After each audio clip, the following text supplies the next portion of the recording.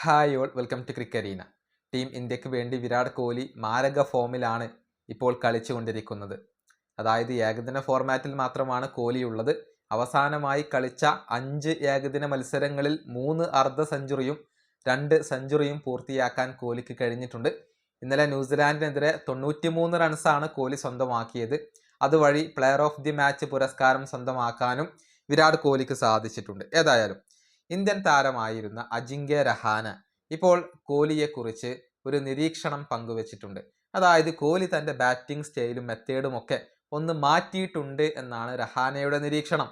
അതായത് ക്രീസിന് വെളിയിലേക്ക് വന്നുകൊണ്ട് കൂടുതലായിട്ട് ആക്രമിക്കാൻ ഇപ്പോൾ കോഹ്ലി മുതിരുന്നുണ്ട് എന്നാണ് അജിങ്ക്യ രഹാന പറഞ്ഞിട്ടുള്ളത്.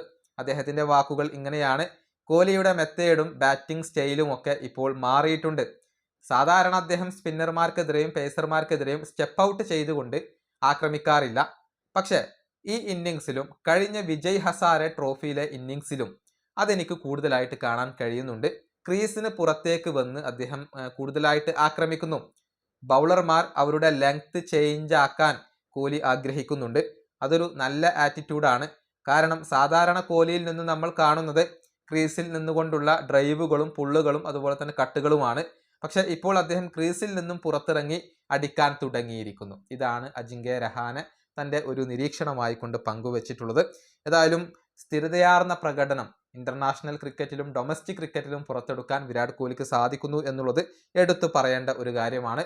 ഇന്നലത്തെ മത്സരത്തിൽ അർദ്ധ സെഞ്ചുറി പൂർത്തിയാക്കിയതോടുകൂടി ഇന്റർനാഷണൽ ക്രിക്കറ്റിൽ ഏറ്റവും കൂടുതൽ റൺസുകൾ നേടിയ രണ്ടാമത്തെ താരമായി കൊണ്ട് മാറാൻ ഇപ്പോൾ വിരാട് കോഹ്ലിക്ക് കഴിഞ്ഞിട്ടുണ്ട്. ഇതിഹാസമായ സച്ചിൻ ടെണ്ടുൽക്കർ മാത്രമാണ് ഇപ്പോൾ വിരാട് കോഹ്ലിയുടെ മുന്നിലുള്ളത്. ഈ വീഡിയോ അവസാനിപ്പിക്കുന്നു. അടുത്തൊരു വീണ്ടും കാണാം.